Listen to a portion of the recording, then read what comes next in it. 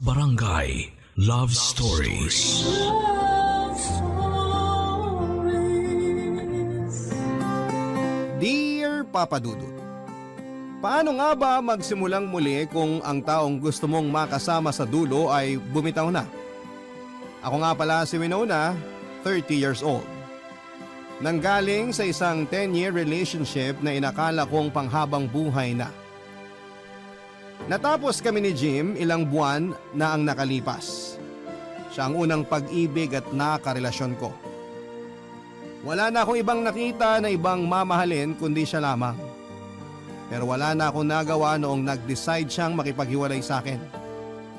Sinabi niya sa akin na gusto muna niyang mapag-isa dahil hindi niya yon nagawa noong kaming dalawa pa lamang ang magkasama. Nawalan daw siya ng identity mula nang binuhos niya sa akin ng lahat, Papa Dudut.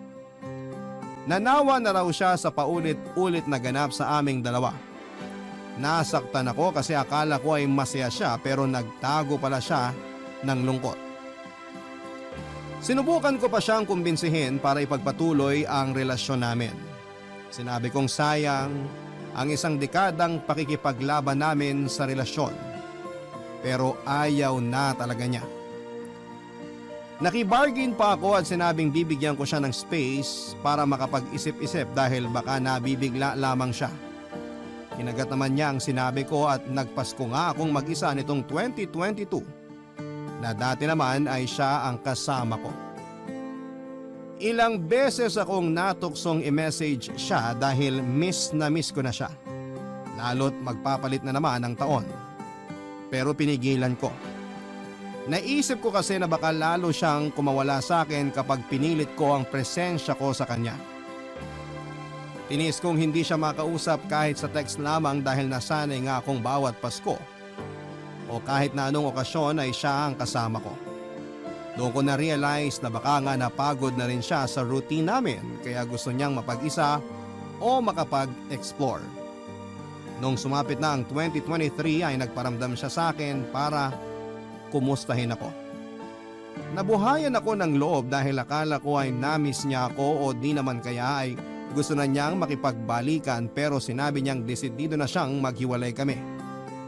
Gusto na raw niyang masimulan ang 2023 ng puro bago lang ang lahat ng makakasalamuha at gagawin niya.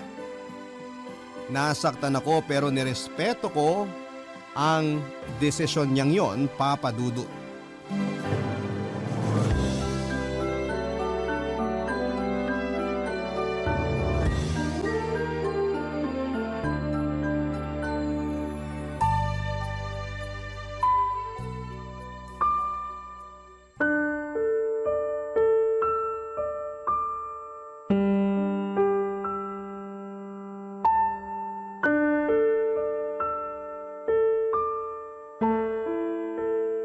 So, ito na talaga yon?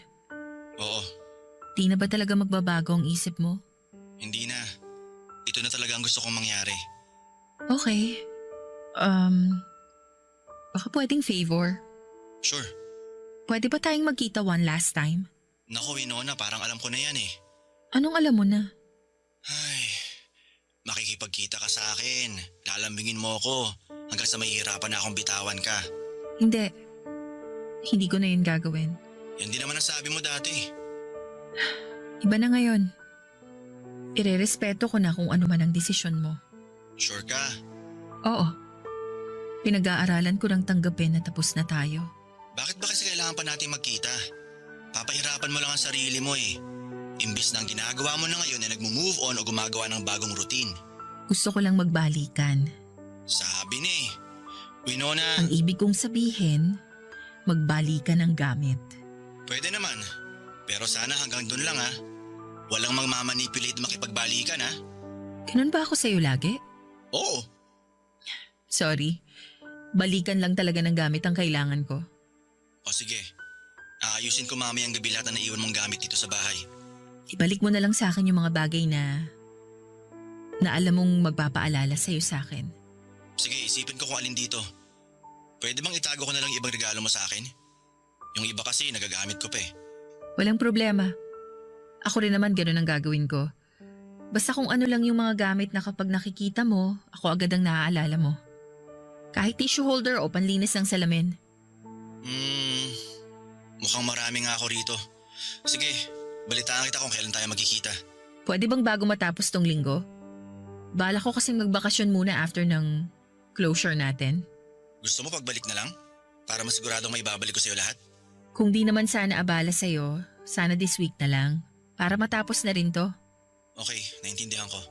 Nakalahati ko na yung mga gamit na ibabalik ko sa'yo. Nilagay ko na sa mga kahon. Pinagplanuhan mo ata talaga to ah.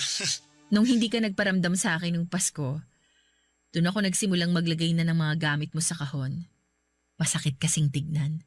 Kung ano yung makakatulong sa'yo para mabawasan ang sakit, gawin mo lang. Sorry, Winona. Okay lang yun. Ibababa ko na tong tawag. Mukhang naiiyak ka na naman. Okay. Sige. Ibaba mo na.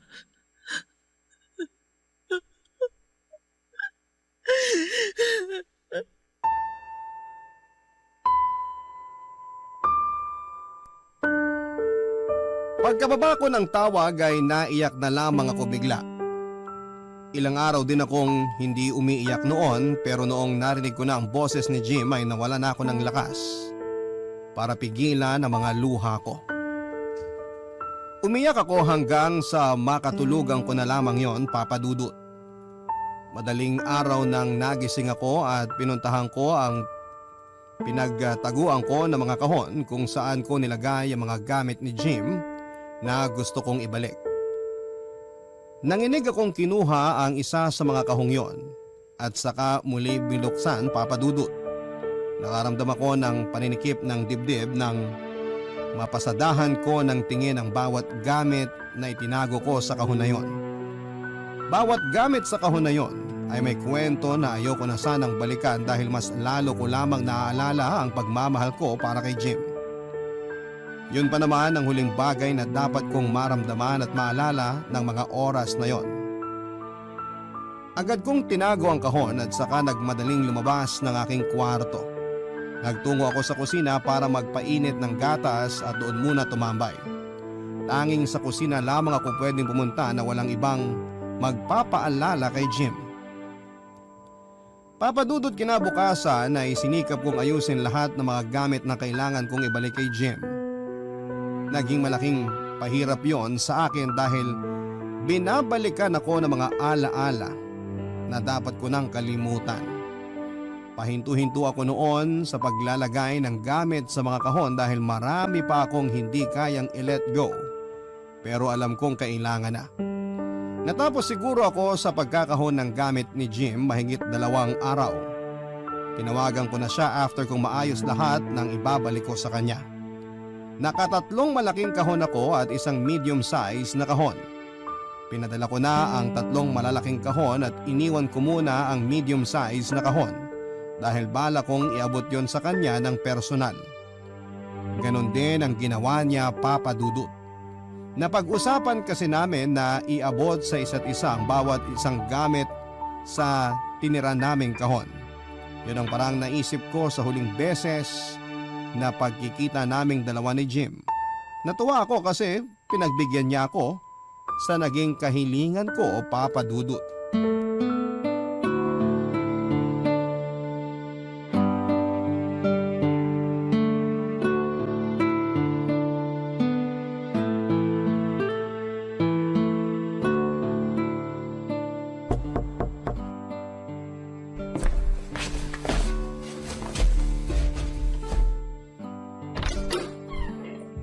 Oh, ang aga mo naman dumating. Wala na rin naman kasi akong gagawin sa bahay kaya nagpunta na rin ako dito. Ayos lang ba? Oo naman. Akala ko kasi malilate ka. Gaya ng lagi nangyayari dati. May hugot ka talaga sa pagiging late ko madalas sa mga lakad natin, no? Oo, dati. Pero nung umabot na tayo ng 2 taon, natanggap ko ng parte na ng pagkatao mo maging late. Ay, grabe ka naman. Saka ko lang nalaman na issue mo pala yan ngayong hiwalay na tayo. Gano'n naman talaga eh. Tsaka lang nagkakalabasan ng kakulangan kapag maghihiwalay na. Feeling ko isa yan sa mga dahilan kaya ka nakipaghiwalay. Oops! Ang usapan natin walang mga away, di ba? Balikan lang ng gamit. Pasok ka na nga. Baka mamaya mag-walkout ka pa. Di naman. O sige na, tuloy na lang natin sa loob tong usapan. Mukhang marami kang ibabalik sa akin ah. Medyo malaki tong kahon na nadampot ko pero konti lang laman ito. Tara sa sala. Andun na rin yung kahon ng mga gamit ay ibabalik ko. Oh, upo ka. Salamat. May gusto ka bang inumin o kainin para maihanda ko na? Ayos lang, kumain na ako kanina. Simulan na lang natin to para matapos na. Wow, excited matapos? Mas excited ka nga na matapos tayo eh. Joke! Ay nako, parang bad idea tong balikan natin ng gamit ah. Baka bawat maalala mo sa gamit pag-aawayan natin. Uy, hindi ah. Hinanda ko ng sarili ko nung isang araw pa. Kakalmahin ko pa lalo ngayon ang sarili ko kung kailangan. Huwag lang tayong mag-away sa huling beses na magkikita tayo. Panghahawakan ko yan ah. So, sino bang unang maglalabas ng gamit na isasoli? Ako na muna. Pantanggal pabigat lang dito sa kahon ko. Mukhang hugot yan ah. Uy, hindi ah. Oh, ito. Ang una kong ilalabas, payong mo. Yan ang pinakamabigat na meron dito sa kahon, as in literal. Naitago mo to? Ako pa ba? Magaling kaya ako magtago. Except sa feelings. Joke! Grabe. Mukhang mas marami kang baong hugot kaysa sa ibabalik mo sa akin ah. Pinapagaan ko lang ang usapan. Naalala mo ba kung kailan natin huling ginamit yung napakabigat na payong mo na yan? Parang di na eh. Ipaalala mo nga please. Ay nako ka Jim, makakalimutin ka talaga. Yung payong na yan ang ginagamit natin na pantago nung nagsisimula pa lang ang relasyon natin. Kahit di naman umuulan, pinangtatakip natin yan sa mga nakakasalubong natin. Ah oo, naalala ko na. Kasi nga ayaw natin mahusgahan. Kaya sinikreto natin yung relasyon natin. Kasi ano na lang ang sasabihin ng iba kung malaman nilang malayo tayong magpinsan, di ba? Nung unang beses nga na sinabi ko kay mama, halos mahimatay na siya sa galit eh. Ako nga nag-drawing pa ng family tree para lang i-explain sa kanila na sobrang layo na nating magpinsan. Kaya pwede na tayong maging magkarelasyon. Nahirapan tayong ipaglaban nung una no? Oo, pero nasanay na rin sila at na-realize nilang malayo naman talaga tayong magkamag-anak. Hanggang sa sila na mismong nag-uudyok sa atin na magpakasal na. O ikaw naman, anong ibabalik mo sa akin mula dyan sa kahon mo? O ito, napkin mo. Teka, paano? Hindi ko ma-imagine kung anong alaalang nakabalot sa napkin na yan. At hindi ko alam kung bakit tinago mo yung napkin ko. Ay, naalala mo nung pareho tayong 22 years old? Nung akala natin malakas lang ang regla mo? Teka, naalala ko na. Ayoko na sanang isama to sa ibabalik. Pero siguro ayos na rin balikan, total tapos na. Yan yung huling napkin na natira mula sa isang pack na nabili mo nung akala mo dinatnan lang ako. Pero nakunan ka na pala. Di man lang natin nalaman na nakabuo pala tayo, no? Kundi ka lang biglang dinugo ng marami. Ay, nakalimutan ko nang nagkaroon pala tayo ng anak. Di nga lang nabuo at nabuhay. Siguro kung nabuhay siya, pinag-aaral na tayo.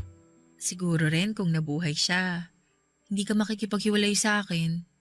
Joke!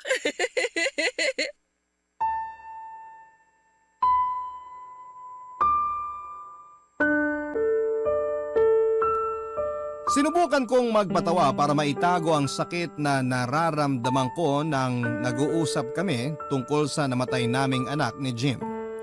Kahit siya ay nakita kong nalungkot nang naalala niya yung pinagdaanan naming yon.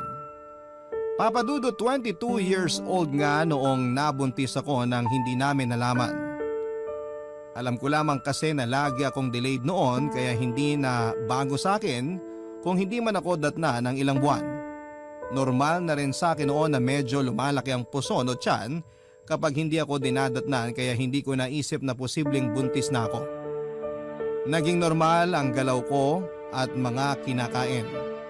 Madalas pa kaming nagiinuman noon ni Jim at doon siguro nangyari na hindi na kinaya pa ng anak namin ang kumapit pa sa akin. Isang araw ay dinugo ako, Papa Dudu, at inisip kong regla lamang yon. Napabili pa ng napkin si Jim at yon ang unang beses na nagawa niya yon. Nailang pa nga siya at hindi halos alam kung anong klase ng napkin ang kukunin noon sa grocery. Nagpatulong pa nga raw siya sa isang matandang babae para malaman kung ano ang napkin ang maganda para sa akin. Papa Dudut, saka na lang ako nagduda sa pagdudugo ko dahil iba na ang pakiramdam ko noon. At ibang lakas ng daloy ng dugo sa akin. Lalo na noong may lumabas na kakaiba sa akin. Kaya naman minabuti namin ni Jim na pumunta sa ospital at doon nga ay nakumpirmang nalaglagan ako ng anak. Nashock kaming dalawa ni Jim at natahimik na lamang kaming pareho at hindi halos nag-usap dahil hindi namin maproseso ang mga nangyari. Hindi rin namin sinabi sa mga magulang namin ang nangyari dahil baka mas lalo lamang maging komplikado ang lahat. Tinago namin yung dalawa, Papa Dudut, at hanggang sa paghihiwalay namin ay walang nakakaalam kahit na sino. After kong makunan ay nagsama muna kami ni Jim sa bahay nila at pinaalam niya ako sa mama niya na kung pwedeng doon muna ako tumira dahil may inaasikaso kami. Gusto lamang noon ni Jim na alagaan ako hanggang sa makabawi sa lakas. Nakaramdam kasi siya ng guilt dahil sa nangyari sa akin. Yon ang mga panahong naramdaman kong mahal na mahal ako ni Jim dahil hindi niya ako pinabayaan sa isa sa mga pinakamabigat na pangyayari sa buhay ko. Barangay Love Stories. Barangay Love Stories. Namin alam kung paano noon ipagpapatuloy ang sulian ng gamit. Natakot kaming pareho na baka nga may magbukas na hindi magandang alaala para sa amin na dahilan para makaramdam kaming muli ng sakit.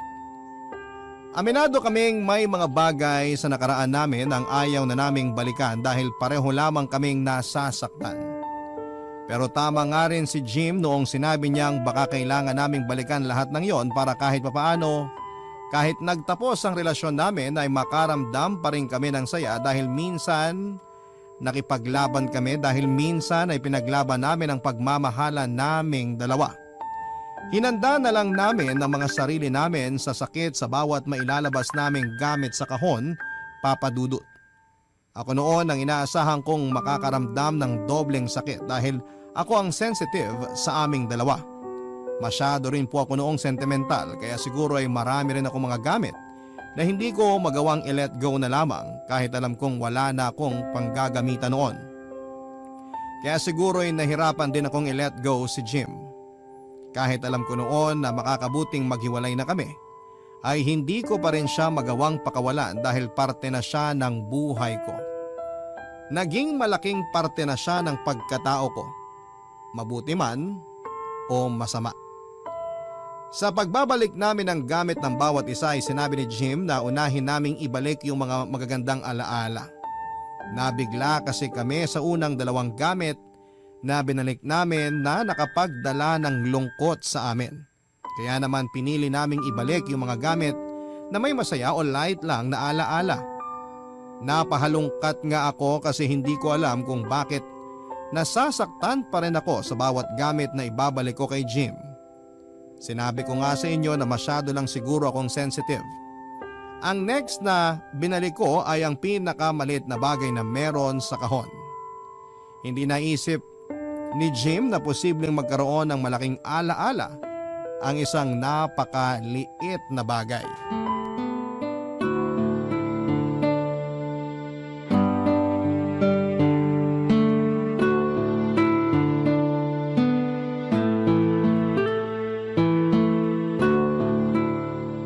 Nail cutter?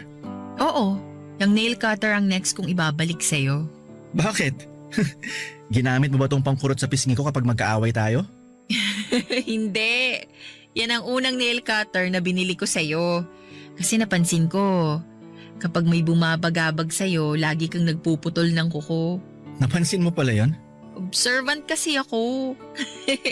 Kaya kapag naghahanap ka na ng nail cutter, alam kong may problema ka. Kaya pala imbis na abutan mo ko ng nail cutter siya ang inaabot mo sa akin. Pangpakalma kasi ang tsaa. Tapos bigla mong itatanong sa akin kung anong problema ko. Naalala ko, nahirapan ako sa iyo dati. Ayaw mo kasing mag-open pagdating sa mga problema mo. Nasasaktan ako kasi parang wala kang tiwala sa akin. Wala kang tiwala na matutulungan kita. Hindi naman sa ganun. Di kasi kami tulad yung mga babae na mabilis lang mag-open pag may pinagdadaanan. Kaming mga lalaki hanggat kaya namin o minsan kahit di na kaya, di pa rin kami magsasabi ng problema namin. Bakit? Ang sarap kaya sa pakiramdam kapag nailalabas mo sa ibang tao yung problema mo. Kahit wala pang solusyon, at least nailabas mo na. Nakakagaan sa pakiramdam. Di kasi pwede yan sa ego namin. Ay, hanggang sa huli nga, hindi ako nakatulong para mas maging komportable ka na mag-open sa akin. Pero natulungan mo akong di na mag-nail cutter kapag may problema ako. Maging proud ka dun. Dahil sa'yo, di na sugat-sugat tong mga daliri ko. Sige na nga. Ako naman ang magbabalik.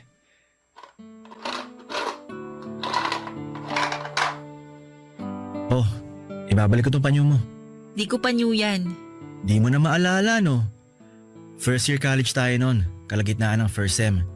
Inabot mo yan sa akin sa bleacher nung nakita mo akong umiiyak. Teka, ikaw ba yung naka-face mask na… Green! O tinan mo, naalala mo na? Hindi lang ako makapaniwalang ikaw yung inabutan ko ng panyo. Nagmamadali na rin kasi ako noon kaya hindi na kita nakausap. Late na kasi ako sa next class ko eh.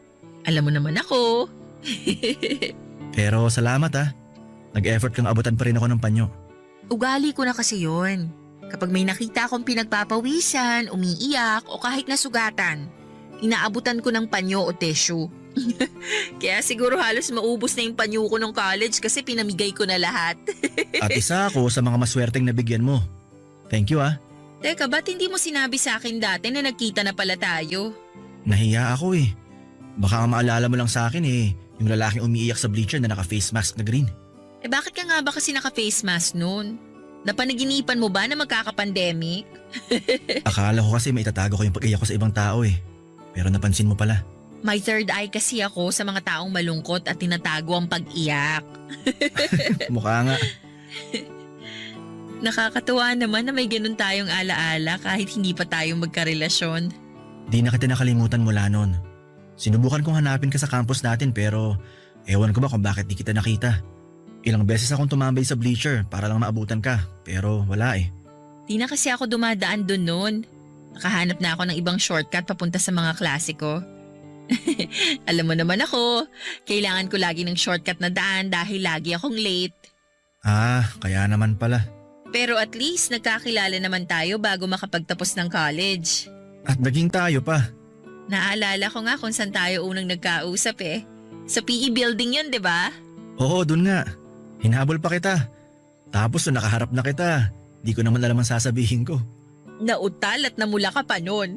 Ang tagal kitang hinintay na magsalita ah. Tapos bigla mo lang itatanong sa akin kung saan ko nabili yung PE uniform ko. Weird! Kinabahan nga kasi. Pero ayos na rin yon. Kahit palpak yung unang pag-uusap natin, nairaos pa rin naman. Jim? Oh, Total. Huli naman na. oh ano yun? Baka pwedeng malaman kung bakit ka umiiyak nun sa bleacher. Winona naman. Sabi ko naman sa'yo hirap ako mag-open, di ba? Pabor mo na lang to sa akin, huli naman na. Matagal kong pinangarap na mag-open ka sa akin. Pagbigyan mo na ako, huli naman na to eh. Nag-alangan si Jim na sabihin sa akin ang dahilan ng pag-iyak niya noong inabutan ko siya ng panyo dati. Ilang beses ako nakipag-negotiate sa kanya para lamang kahit sa una't huling pagkakataon ay maranasan ko namang mag-open siya sa akin. Masyado kasing malihim sa nararamdaman niya si Jim. Kaya naman sinukuhan ko na dati ang pag-asang magsasabi pa siya ng problema niya. Total naman ay naisip ko na wala namang nangyaring hindi maganda sa kanya kapag may problema siya. Naisip ko rin na baka nga kaya niya talagang dalhin ang sarili niya at hindi niya kailangang magsabi pa sa iba. Doon nga ako nabilib sa kanya dahil kung ako lamang yon, baka puro iyak lang ang ginawa ko imbes na solusyon sa problema ko. Kaya siguro naging clingy na rin ako sa kanya at dependent dahil nga nakita ko na kaya niyang protektahan at alagaan ako. Hindi ko kasi kayang gawin yon sa sarili ko dahil most of the time ay inuuna ko lagi ang kapakanan ng pamilya ko, Papa Dudut. Bigla ko tuloy naalala ang mga oras na lagi nandun si Jim para sa akin, kaya nahirapan na naman akong umabante palayo sa kanya. Gusto na muli ni Jim na magbalikan kami ng gamit pero hindi ko ginawa hanggat hindi niya sinasabi sa akin ang dahilan ng pag-iyak niya sa bleacher. Para lang siguro matahimik na ako noon ay sinabi na rin niya ang kadahilanan. Nung una alam kong nag-imbento lamang siya ng sasabihin at agad ko namang yung nahuli. Masyado ko na siyang kilala noon kapag nagsisinungaling siya. Kaya napilitan siyang aminin ang totoo sa akin. Nagkahiwalay ang mga magulang niya kaya siya umiiyak noon. Naging escape niya ang pag-aaral para hindi makita at maabutan ang pag-aaway at sakitan ng mga magulang niya sa bahay. May ilang beses daw na parehong inuuwi noon ng mga magulang nila ang mga kabit nila para lamang pasakitan ng isa't isa at nakita yung lahat ni Jim. Naawa ko sa kanya habang nagkikwento dahil kita ko pa rin ang sakit sa kalooban niya. Kaya naman pinahinto ko na siya at nagpasalamat ako dahil sinubukan niyang mag-open. Pinakalma ko muna siya at pinagtimpla ng tsaa tulad ng dati. Noong naging okay na siya ay saka na kami nagpatuloy sa pagbabalikan ng gamit.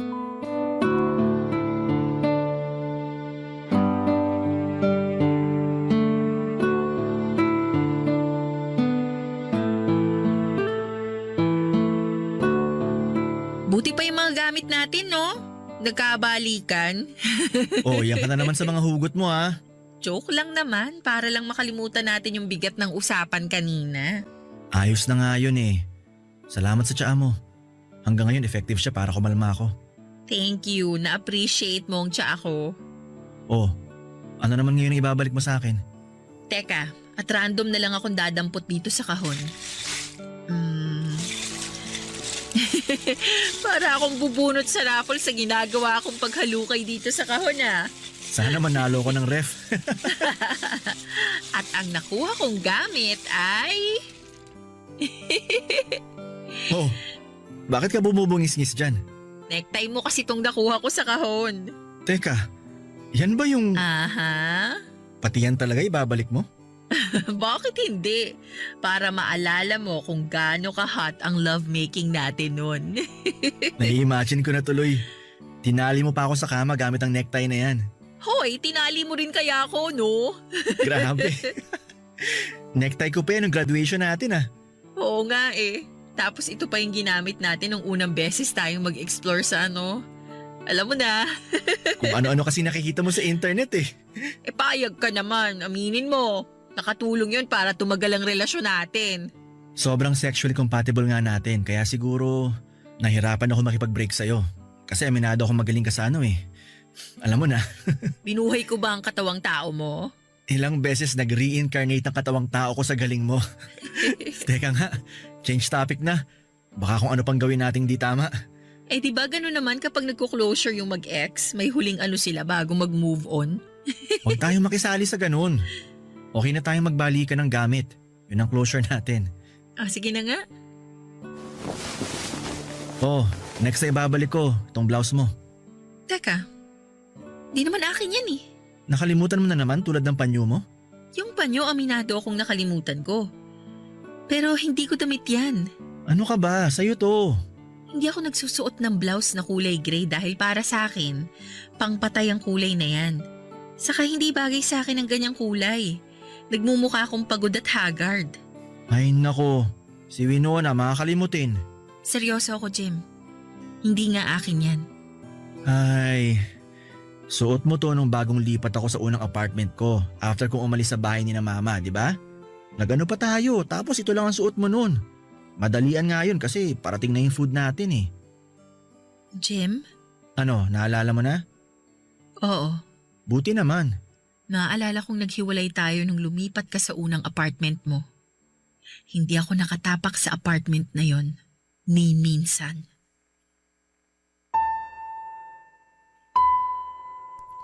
Ibang babae ang dinala ni Jim sa unang apartment niya, Papa Dudut. Natahimik siya nang balikan ang alaalang yon at tama nga ako. Unang araw na nagkahiwalay kami nang lumipat siya sa unang apartment niya at nagalit ako sa kanya dahil kakahiwalay lang namin noong araw na yon ay may inuwi na agad siyang babae. Kinompronta ko siya tungkol doon at sinubukan niyang umiwas. Nag-start din siyang magsinungaling at sinabing baka damit yon ng ate niya pero hindi ako naniwala. Nagtalo kaming dalawa dahil nakaraan na araw yon at hindi na dapat pag-awayan pa pero naggalit ako dahil tinago niya yon sa akin. Dinepensahan niya ang sarili niya at sinabing hindi ko na kailangang malaman pa yon dahil nagkahiwalay naman na kami noon. Sinagot ko siya at sinabing nagkahiwalay lang kami pansamantala dahil galit ako sa kanya. Pero hindi naman yon totoong breakup. Sinubukan pa niyang depensahan ang sarili niya sa mga nangyari pero alam niyang talo siya sa akin dahil kaya kong sagutin ang mga sinasabi niya. Nasaktan ako noon, Papa Dudut, dahil habang ako nagmumukmuk dati noong kakahiwalay namin ay siya naman ay may inuwing babae para may mangyari sa kanila. Pinaamin ko sa kanyang lahat ng mga nangyari. Sinabi niya na nagstay ang babaeng yon ng 1 linggo kasama niya dahil natatakot siyang malungkot at mamiss ako. Akala raw kasi niya noon ay hindi na ako babalik sa kanya dahil blinako na siya sa Facebook. Nagalit ako lalo dahil hindi niya sinubukang makipag-ayos sa akin. In-explain niya na gusto lamang niyang may makaano para mawala ang lungkot niya. Liberated naman daw yung babae at hindi naghahanap ng relasyon kaya wala raw akong dapat na ipangamba. Hindi ko noon masabi sa kanya ng maayos na hindi ako okay kahit sabihin pang hindi naging sila ng babaeng yon. Masakit para sa mga babae na malamang may nakaano ang boyfriend nila lalo na kung ang dahilan lang ng hiwalayan ay konting away o galit. Nagsisi naman daw siya sa mga nangyari kaya siya nakipagbalikan sa akin. Doon daw kasi niya na-realize na ako ang mahal niya at kailangan niya ako. Ilang beses din daw niyang gustong umamin sa akin pero pinanghinaan siya ng loob, Papa Dudut. Kaya naman para makabawi lamang siya sa akin noon ay sinikap niyang maging mabuting karelasyon para sa akin. Barangay Love Stories. Barangay Love Stories. Pinilit ko na lamang na ipagpatuloy ang pagbabalikan namin ng gamit para matapos na. Grabe ang naramdaman kong galit kay Jim at paulit-ulit na umiikot sa utak ko ang mga sinabi niya tungkol sa nakaano niyang babae dati. Nahirapan akong kalimutan yon at ramdam kong tatatak yon sa akin kahit matapos kaming magbalikan ng mga gamit. Sinubukan kong ipagtimpla si Jim ng gatas. Alam niya noon na mainit na gatas ang pampakalma ko. Inabot niya sa akin ang 1 tasa ng mainit na gatas. Inabot ko naman yon at saka nagpaalam na lalabas muna para magyosi at inumin ang gatas na nakahanda na. Hinayaan naman niya ako at hindi na sinundan pa. Pagkalabas ko noon ay agad na pumatak ang mga luha ko sa inis. Tahimik ako noon na umiiyak dahil na imagine ko kung anong ginawa nila ng babaeng nakaano niya. Na-imagine ko kung ano yung mga napag-usapan nila at na-imagine ko kung gaano kaganda at kasexy ang babaeng yon. At mas lalo lamang ako nagalit at nasaktan dahil sa mga inisip ko kaya tinigil ko na. Nagsindi ako ng yose at saka inubos ang gatas na hinanda ni Jim. Sa tinimplang gatas na ni Jim, kahit papaano ay napakalma ako dahil bigla ko naalala yung mga panahon na kapag nalulungkot, natatakot o di kaya ay hindi ako sigurado sa mga nangyayari sa buhay ko ay pinaghahanda niya ako ng mainit na gatas. Hindi nagbago ang timpla niya. Sakto lamang ang tamis at sobrang creamy pero hindi naman nakakaumay. Napangiti na lamang ako dahil biglang nagsibalikan sa isipan ko ang mga panahong inalagaan niya ako habang down ako. Hindi siya napagod magpainit ng tubig, magtimpla at bumili ng gatas. At mas lalong hindi siya napagod na alagaan ako. Nabawasan kahit papaano ang galit ko sa kanya sa tulong ng mga alaalang meron ng gatas na natimpla niya. Inubos ko lang ang yosi ko at doong sigurado na akong ayos na ako ay saka ako nagbalik sa loob ng bahay niya. Naabutan ko siya nagkakape habang inaayos ang mga inabot kong gamit sa kanya. Tipid niya akong initian noong naramdaman niya ang presensya ko. Kinumusta niya ako at tinanong kung ready na ba ako na ituloy ang ginagawa namin at tumango lamang ako noon at saka naupo sa dati kong pwesto.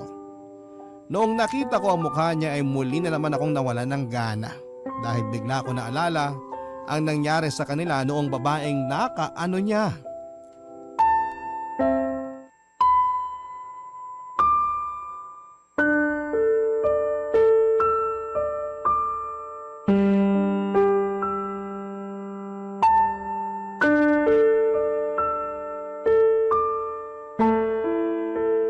Ano, game na ulit?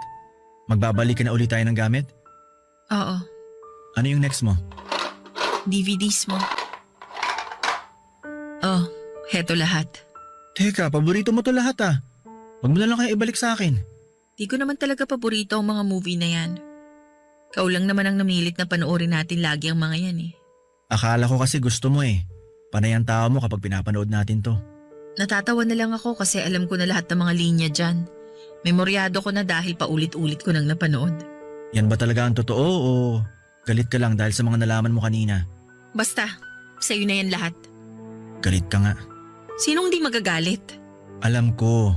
Karapatan mong magalit dahil di ko sinabi. Pasensya na ulit. Sana inamin ko na lang dati. Sana nga inamin mo na lang eh. Natakot nga ako kasi baka hiwalayin mo na ako ng totoo. Sana sinubukan mo. Alam mong ayoko mag-take ng ganong risk sa relasyon natin. Kaya ngayon ka nag-take ng risk na aminin kasi wala naman ang masisira sa relasyon, ganun ba? Hindi. Inamin ko kasi Kasi nahuli ka na. Kasi deserve mong malaman ang totoo. Yun naman ang closure, di ba? Yung mawala na lahat ng tanong sa isipan natin, maamin na lahat ng tinatago natin. Tapusin na natin itong pagbabalikan ng gamit para makauwi na ako. Bago natin ituloy, gusto kong malaman. Gusto kong masagot yung tanong sa utak ko ngayon. Ano yun? Talaga bang di ka nag-enjoy na pinanood tong mga DVD na to? Napilitan ka lang ba? Kasi ako kahit ilang ulit ko pinanood to kasama ka, ayos lang. Masaya ako kasi kasama kita. Kahit memoryado ko na hanggang sa film credits, okay lang. Kasi nga masaya ako kasi kasama kita. Nag-enjoy din akong panoorin yan. Kasi kasama kita eh. Sinubukan kong panoorin yan nung nakipag-cool off ka sa akin pero hindi na ako masaya. Kasi alam kong hindi na kita ulit makakasamang mapanood ang mga yan. Tatago ko na lang to. Remembrance sa naging relasyon natin. Salamat. Oh, ito naman na ibabalik ko. Pictures ko lahat to ah. Bakit di ko alam to? Bakit di mo pinakita sa akin to? Stolen shots mo yan galing sa lumang phone ko. Buti na lang may backup files ako. Kaya na-print ko lahat nung isang araw. Nakanganga pa ako habang natutulog. Bakit pati to pinicturan mo pa? Nakakahiya. Yan ang unang beses na nakatabi kitang matulog sa kama. Natuwa ako kaya pinicturan kita. Di ko pinakita sa'yo kasi alam ko magagalit ka eh. Papabura mo. Eh para sa akin, maganda ka dyan. Nag-look forward na ako noon na makita yung ganyang itsura mo kapag nagsama na tayo sa isang bahay. Ako naman, Jim. Pati ba naman tong hindi ako nakaligo at di nakapag-ayos, ang pangit ko rito. Ano ka ba? Para sa akin yan ang pinakamagandang estado mo kapag magkasama tayo. Pangit kaya? Nagpapaliksahan ng mukha at buhok ko sa pagiging shiny. OA sa pagka-oily. Gandang-ganda ako sa ganyang itsura mo. Kasi ibig sabihin lang yan, komportable ka nang ipakita sa akin ang tinatago mo sa iba at sa sarili mo. Yan naman ang nagustuhan ko sa'yo. Ni minsan, hindi ko kailangan magpanggap. Kung sino ako, tanggap mo. Minahal mo yung mga bagay na ayoko sa sarili ko. Sinusuklian ko lang yung pagtanggap mo sa akin. Salamat. Jim? Pwede bang umiyak bago natin ibalik yung mga huling natitira sa mga kahon natin? Sige.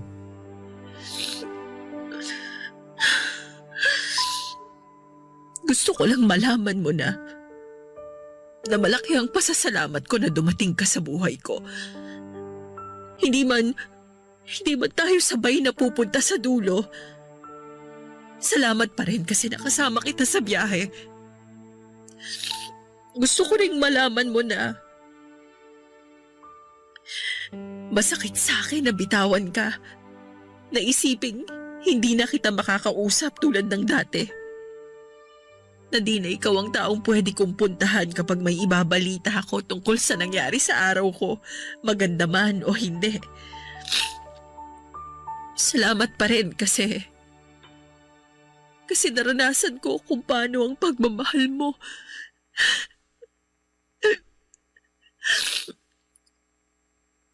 Thank you for being my first.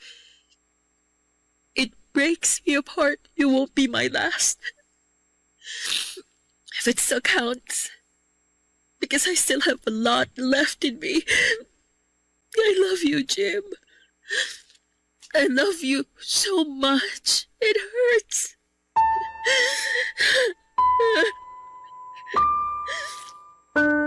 Napaiyak ako at hinayaan ako ni Jim. Wala naman siyang ibang ginawa kundi ang hawakan ng aking kamay. Kahit sa huling pagkakataon ay mas pinili niyang huwag ipakita ang emosyon niya sa akin. Hindi ko na nakayanan pa ang sakit na nararamdaman ko, Papa Dudu. Hindi ko na rin tinapos pa ang pagbabalikan namin ng gamit. Iniwan ko na doon ang kahon na may laman ng mga gamit ni Jim. Hindi ko na nga rin nagawang kunin pa ang kahon sa kanya at nagmadali akong magpaalam at umalis. Pinigilan niya ako, Papa Dudut, para makapag-usap pa kami pero hindi ko na rin po kayang tiisin ang sakit. Sinabi ko sa kanya na ipa-deliver na lamang niya ang mga naiwang kong gamit. Wala naman siyang nagawa kundi ang hayaan ako dahil alam niyang desidido na akong umalis. Nagmadali ako sa paglabas ng kanyang bahay at mabuti na lamang at may dumating kaagad na taxi kaya agad akong nakasakay. Wala akong ibang gustong gawin noon kundi ang makalayo na sa bahay ni Jim. Wala akong ibang gusto noon kundi ang makalayo na sa mga alaala naming dalawa. Papadudot, pagkarating ko ng bahay ay agad akong nagkulong sa kwarto. Hindi ako pang muli ang sakit dahil pakiramdam ko ay hindi ko pa yon naubos nung nandun ako sa bahay ni Jim. Pinilit kong tanggapin ang paghihiwalay naming dalawa at pinilit ko ang sarili kong tumigil na sa kakaiyak pero nabigo ako. Bumangon ako sa kama para magpunta ng kusina at magtimpla ng mainit na gatas. Sinubukan kong gayahin ang timpla ni Jim pero nabigo ako, Papa Dudut. Naging mapait sa panlasa ko ang tinimpla kong gatas. Hindi ko na yon inubos pa at saka nagpa siyang bumalik na lamang sa kwarto para ipagpatuloy ang pag-iyak ko. Pabalik na sana ako noon ng kwarto nang may marinig akong pagkatok sa pintuan ko. Ayoko sana yung pagbuksan dahil gusto kong mapag-isa pero narinig ko ang pagtawag ni Jim. Mas lalong nanikip ang dibdib ko nang marinig ko ang boses niya. Naisip ko na hindi pa ba siya kontentong nakita kong umiyak sa harapan niya at kailangang puntahan pa niya ako para makita ulit yon. Nagdalawang isip man ay pinagbuksan ko pa rin siya, Papa Dudut.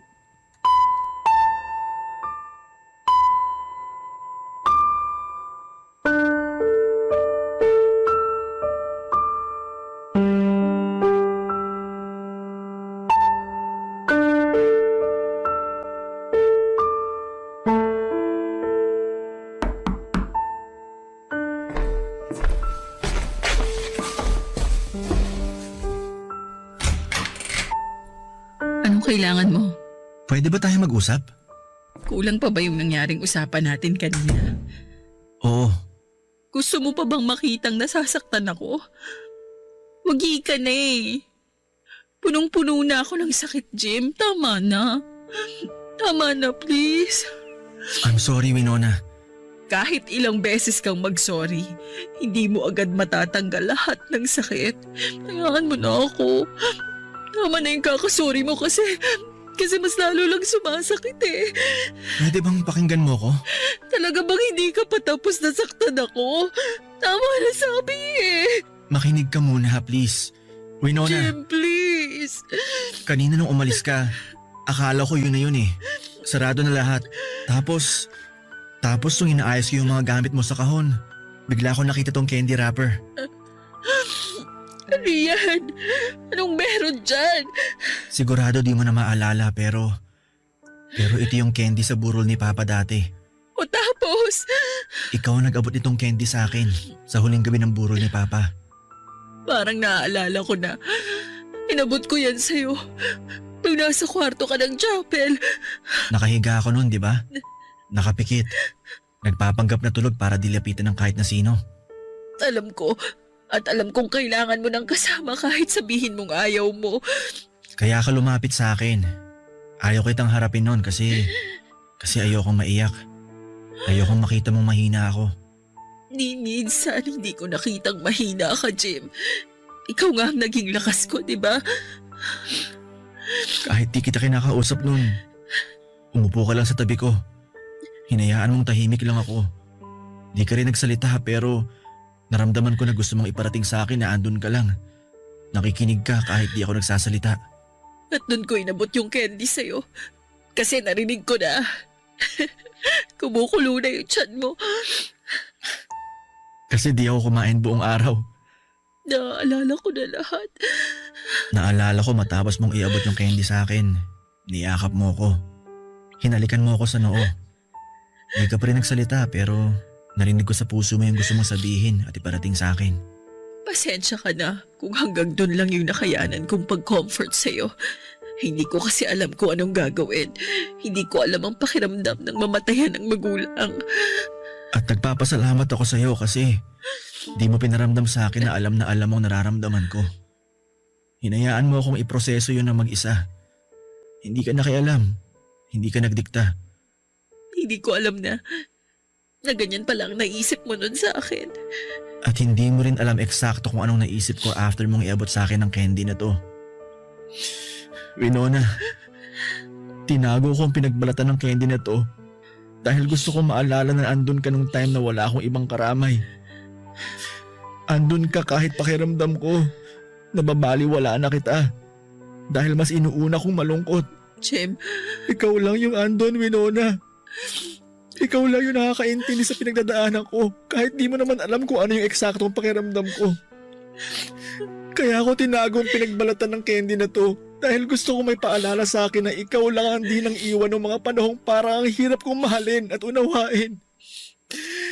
Ang pinagbalatan ng candy na to, ang paalala sa akin na naging pangako ko sa sarili ko na kahit gaano kakomplikadong sitwasyon, kahit anong mangyari, hindi kita iiwan. Winona, patawarin mo ako kung muntikan ko ng kalimutan ng pinangako ko. Hayaan mo akong tuparin ko to ngayon. Mahal pa rin kita, Winona. Mahal na mahal.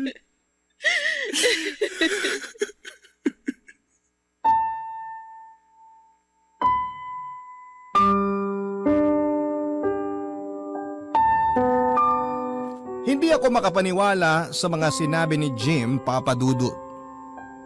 Naiyak ako, hindi na dahil sa sakit, kundi dahil sa saya. Niyakap ko siya at hinalikan. Nagkaiyakan kaming dalawa at iyon ang unang beses na nakita ko siyang malayang pinaramdam ang emosyon niya sa akin. Papa Dudut, nagkabalikan nga kaming dalawa at inayos kung anuman ang naging gusot sa relasyon namin. Nagkapatawaran na rin kami sa mga nakaraang pagkakasala namin sa bawat isa. At pinangakong hindi na yon uungkatin pa. Tinalikuran na namin yung mga bagay na minsan ay nakapagpasama sa kalooban namin. Hinanda na namin ang mga sarili namin para sa paglalakbay sa susunod na kabanata ng aming mga buhay. Nagplano na rin po kaming magpakasal next year. Ganon kami kasigurado sa isa't isa. Hindi na ako makapaghintay pa na makita siya sa kabilang dulo ng altar habang naglalakad ako papalapit sa kanya at sa dakilang lumikha. Papa Dudut, hindi perpekto ang relasyon namin ni Jim. Aminado kaming marami ang pagkukulang at pagkakamali namin sa bawat isa pero hindi namin yung ginawang dahilan para muling bumitaw. Nagpatuloy kami sa pagkapit dahil sa mga simpleng bagay na nangyayari sa relasyon naming dalawa. Mga bagay na dati ay binabaliwala lang namin noon. Yung pagtali niya ng buhok ko sa tuwing nakakasagabal yon sa tinatapos kong trabaho. Yung pagpapaalala sa kanya na inumin ang mga gamot na nireseta sa kanya ng doktor dahil madalas ay nakakalimutan niya. Yung pagpuno niya lagi ng water jug ko sa umaga dahil alam niyang yon ang una kong hinahanap pagkagising. Yung pagyakap niya sa akin kapag nagtatama ang aming mga paningin matapos ang tuksuhan at tawanan. Hindi perpekto at minsan ay boring para sa iba ang relasyon naming dalawa. Pero para sa amin, Papa Dudut, ay totoo ang pagmamahala namin at hindi ko yun ipagpapalit sa iba. Maraming salamat po sa pagbasa ng aking liham. Ang inyong kabarangay forever, Winona. Barangay Love Stories. Love stories.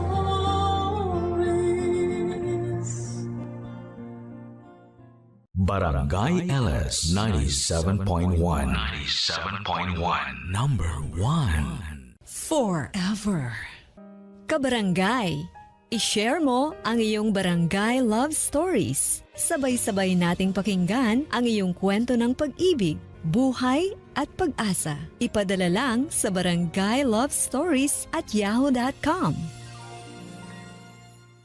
Ang mga kwento ng pag-ibig, kwento ng buhay at kwento ng pag-asa dito sa Barangay Love Stories. Love stories.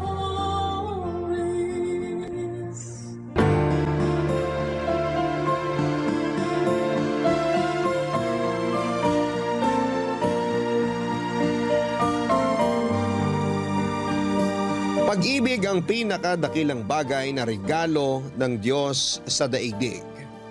Kaya nga kung meron tayong kakayahang magmahal ng isang taong hindi natin kaano-ano, gawin natin. Sa ganoong paraan, naililigtas natin sila at napupunan nito ang mga kakulangan sa kanilang puso. Ikaw, kabarangay, naranasan mo na ba na tinuring mong pamilya kahit na hindi mo kadugo? Dear Papa Dudut,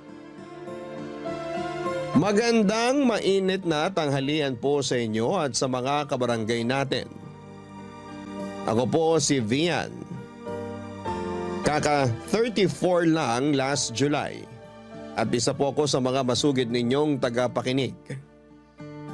Taga Quezon City po kami ng mister ko at meron na po kaming isang anak na babae.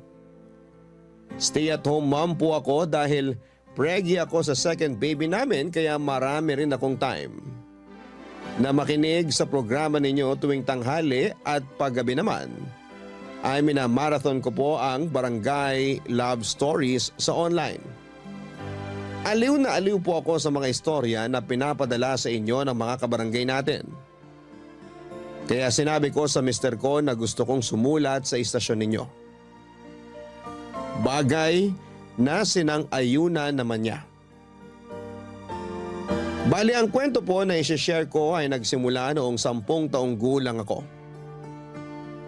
Papa Dudut, meron na po ba kayong tao na tinuring ninyo ng pamilya kahit na hindi ninyo kadugo?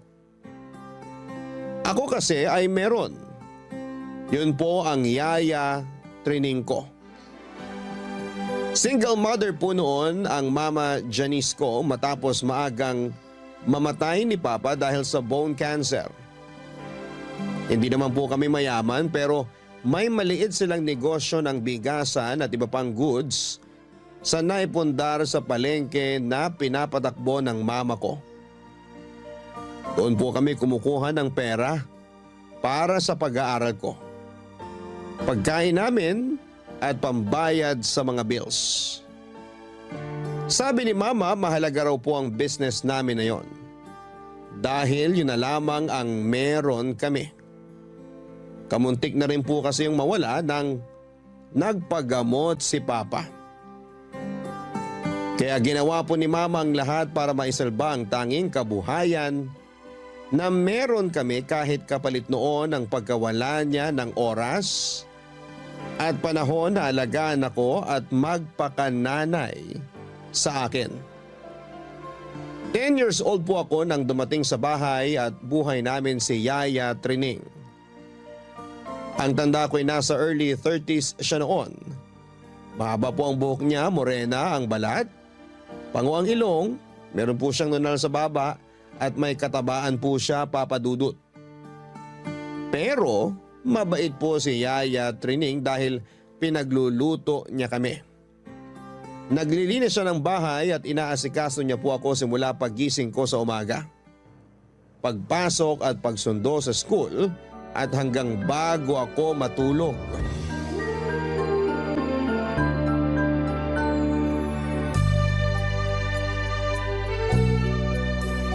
Paru-paro? Uy! Paru-paro! Sandali! Hintayin mo ako! Pian, huwag kang tumakbo. Baka madapa ka. Paru-paro! Hintayin mo ako! Naku, bata ka. Pian, naku. Halika, tutulungan kitang tumayo. Dali. Ayoko sa'yo! Ha? Gusto ko si Mama! Ayoko sa'yo! Ay, kaso wala ang mama mo rito. Ako lang ang nandito. Tingnan mong tuhod mo, may gasgas. Halika na, gamutin na natin bago pa yan ma-infeksyon. Okay po.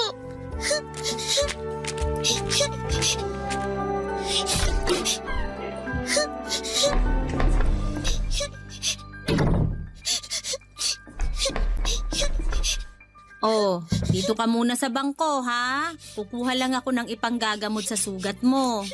Saglit lang ako. Opo. Yaya, bilisan niyo po. Dumudugo na po. Oo, andito na ako. Tingin nga ng tuhod mo. Ay, naku, mapapagalitan tayo ng mama mo pag nakita niya tong sugat mo. Akin na yung tuhod mo. Oh, sandali Aray ko po, ya. Sakit po. Oh, ayan. Masakit pa rin? Hindi na po. Bakit mo ba kasi hinabol yung paru-paro? Gusto ko po kasi makipaglaro sa kanya eh. Wala po kasi ako kalaro, Yaya. Yung mga bata sa labas, ayaw lumapit sa akin. Andito naman ako. Pwede ko makipaglaro sa'yo kung gusto mo. Talaga po? Oo naman. Kaya nga ako kinuha ng mama mo para bantayan at samahan ka. Kaya lang dahil sa gasgas mo, baka mapagalitan tayo nun pareho. Di naman po pinapansin ni Mama kapag may sugat ako. Nung nakaraan, nung matagal na po, wala pa kayo. Sabi ko po masakit daliri ko kasi naipit. Sabi lang niya kasalanan ko raw. Ha? Sinabi ng mama mo yun? Opo, kaya po kapag may masakit, hindi ko na lang po sinasabi sa kanya. Hay. Pero, wag mo na uli gagawin yon kasi nandito na ako. Pag may masakit, sabihin mo sa akin para nagagamot natin. Kasi baka lumala, mas ikapahamak mo pa. Hindi po kayo magagalit? Hindi. Uunahin ko pa ba yun kaysa gamutin ka? Alam ko, bago lang ako rito sa inyo. Pero mabait naman ako. May anak din kasi ko na naiwan sa probinsya. Kasing edad mo rin. Kaya kapag nakikita kita, naiisip ko siya. Bakit niyo po siya iniwan? Mamimiss niya po kayo. Namimiss ko na rin siya pero kailangan ko magtrabaho. Yun yung dahilan ko kaya ko siya iniwan sa probinsya. Hindi po ba pwede doon na lang kayo magtrabaho sa malapit? Pwede naman, pero walang oportunidad dun sa amin. Kaya nakipagsapalaran ako rito sa Maynila. Hindi ko po kayo maintindihan. Hayaan mo na. Mahalaga, nabibigay ko pangangailangan niya kahit nandito ako sa malayo. Sigurado po na masaya naman siya kahit malayo kayo kasi alam po niya love niyo po siya. Ako kasi, hindi ko maramdaman na love ako ni Mama. Lagi po siyang busy. Wala na po siyang oras makipaglaro sa akin. Siyempre, love ka rin ng mama mo. Baka hindi lang siya katulad ko na laging sinasabi sa anak ko na mahal ko siya pag nag-uusap kami sa cellphone. Pero alam ko, mahal na mahal ka ng mama mo. Tapos, love din kita para dalawa na kaming mahal ka. Okay ba yon? Opo! Thank you po sa paggamot ng sugat ko, Yaya. Walang anuman. Gusto mo pa bang maglaro? Tara, dali! Para hindi mo na hinahabol yung paru-paro. Yay! Sige po, tara na po! Oh, dahan-dahan lang. Huwag kang tumakbo, baka madapa ka na naman.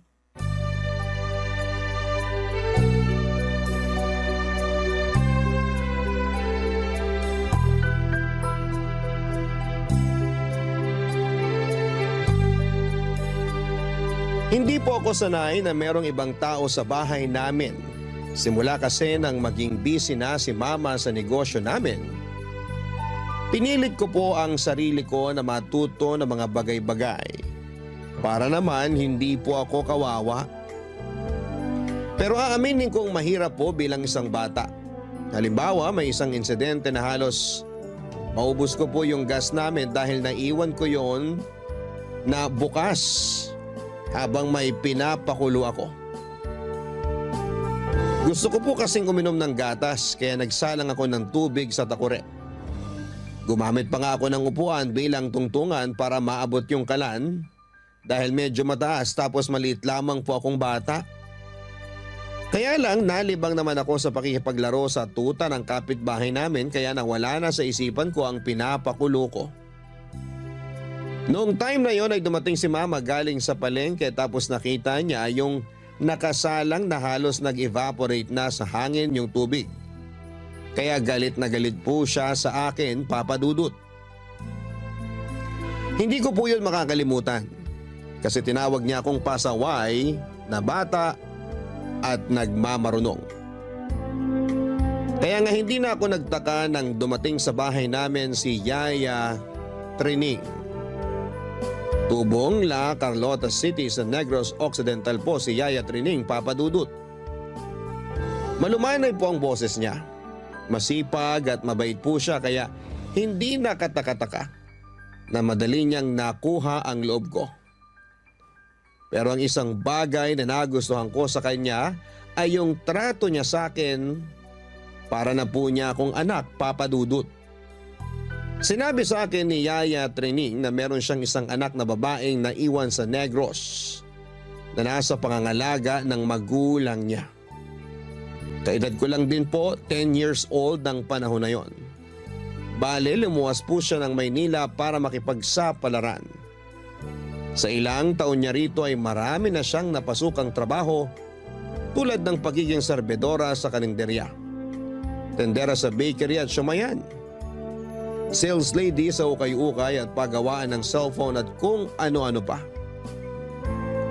Inirekomenda lamang siya kay Mama ng ninang ko ng isang beses ay nabanggit sa kanya ni Mama na naghahanap kami ng makakasama sa bahay. Sakto na nagsara yung cellphone shop na pinapasukan ni Yaya kaya agad niya pong tinanggap ang trabahong inalok sa kanya ni Mama. Simula noon ay para na ako nagkaroon ng ikalawang nanay sa katauhan ni Yaya Trining.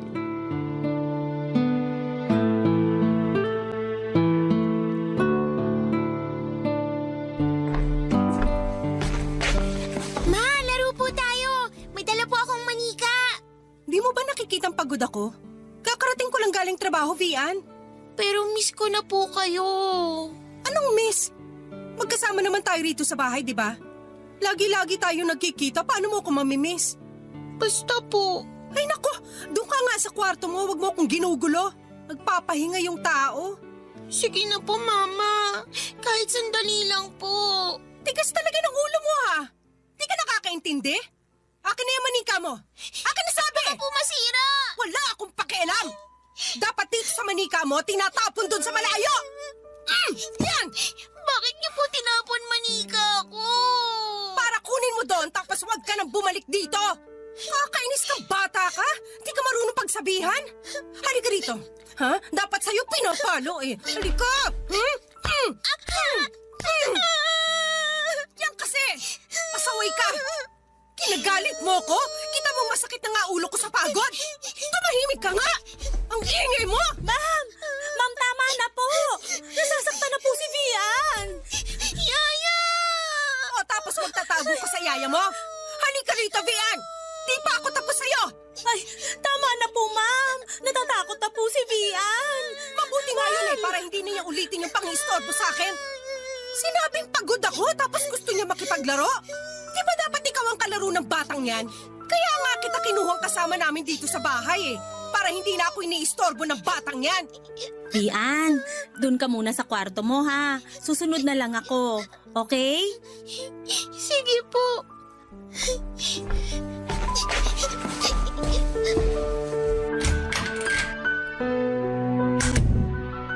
Ayan.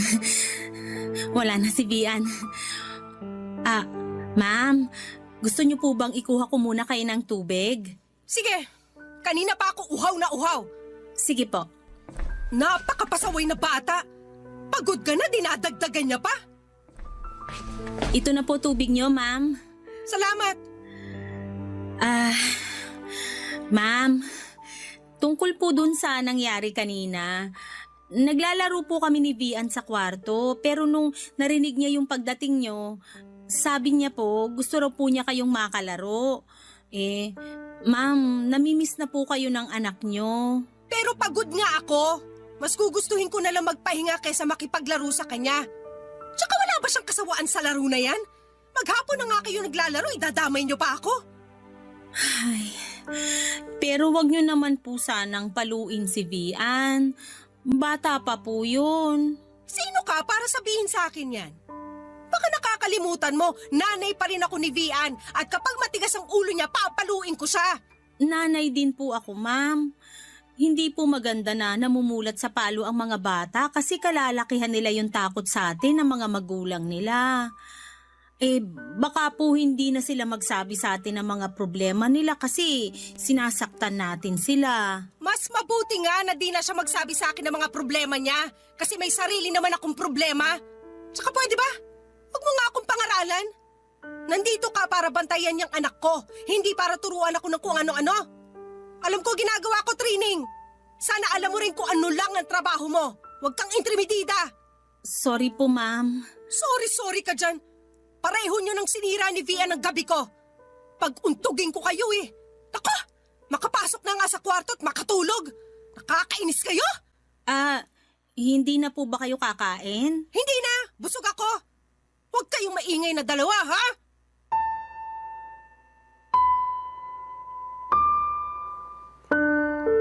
Ayaw ko pong magtanim ng sama ng loob sa mama ko dahil hindi po ganun ang turo ng father sa misa sa simbahan, pero bilang isang batang salat sa pag-aaruga ng magulang.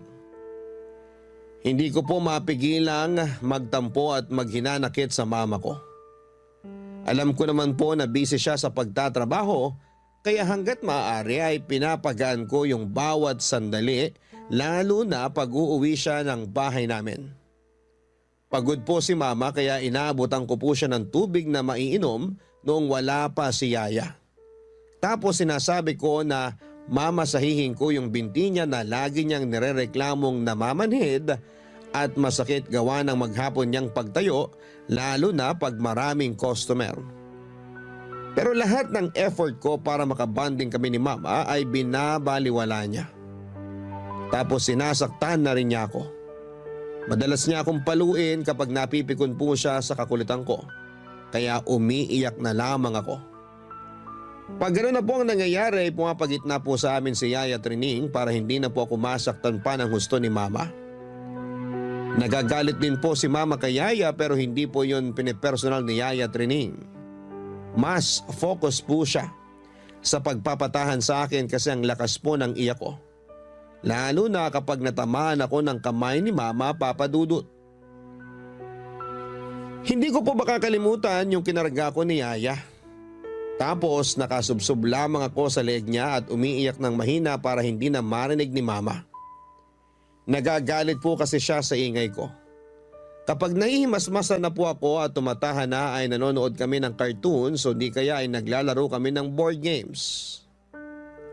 Tapos may mga araw po na ginagawan ako ni Yaya Trining ng dessert na gawa sa balinghoyo kasava na sikat daw sa probinsya nila. Unti-unting napupunan po ng pag-aaruga ni Yaya Trining ang puso kong salat sa pagmamahal at atensyon na mula sa sarili kong ina. Kaya naman masaya po ako, Papa Dudut. Barangay Love Stories. Barangay Love Stories.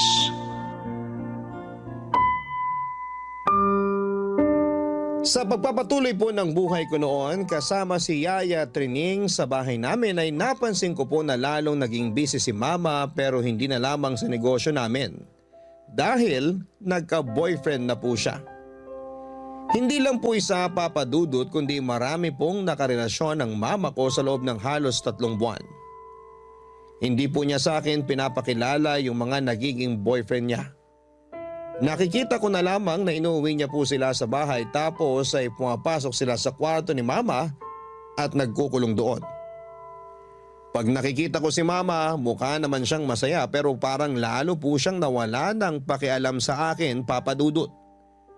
Hanggang sa nakasanayan ko na lamang po na lagi siyang may inuuwing lalaki sa bahay tapos ay umaalis din pag umaga.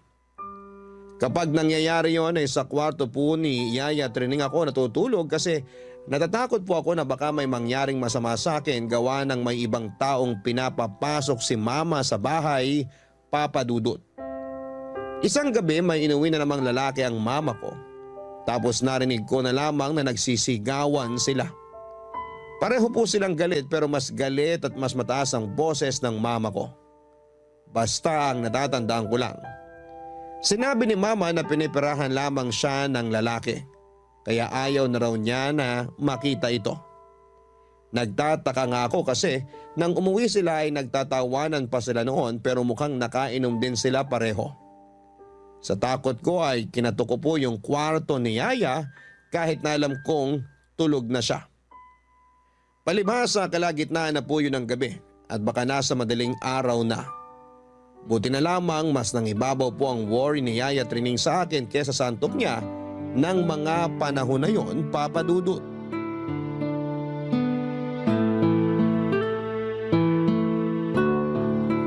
Hala, Yaya. Hindi ko pala kasama yung manika ko. Naiwan ko sa kwarto kasi nagmamadali na ako pumunta dito. Gusto mo bang kunin ko? Huwag na po. Huwag niyo po ako iwan dito, Ya. Ay, sige. Alam ko na. Meron din akong manika rito, kaso... Talaga po? May manika kayo? Meron, kaso di katulad ng manika mo. Teka, asa na ba yon? Hahanapin ko lang. Eto, nakita ko na. Tingnan mo. Wow! Ano po tawag dito? Paper doll ang tawag dyan. Laging nilalaro ng anak ko sa probinsya. Yan lang kaya kong ibili sa kanya eh. Ngayon lang po ako nakakita nito pero nagagandahan na po ako. Pwede po ba natin laruin? Oo naman. Ganito lang gagawin mo. Kunin mo yung manika. Tapos, pwede mo siyang bihisan ng iba-ibang damit na gusto mo. Sige, ito. Hawakan mo to.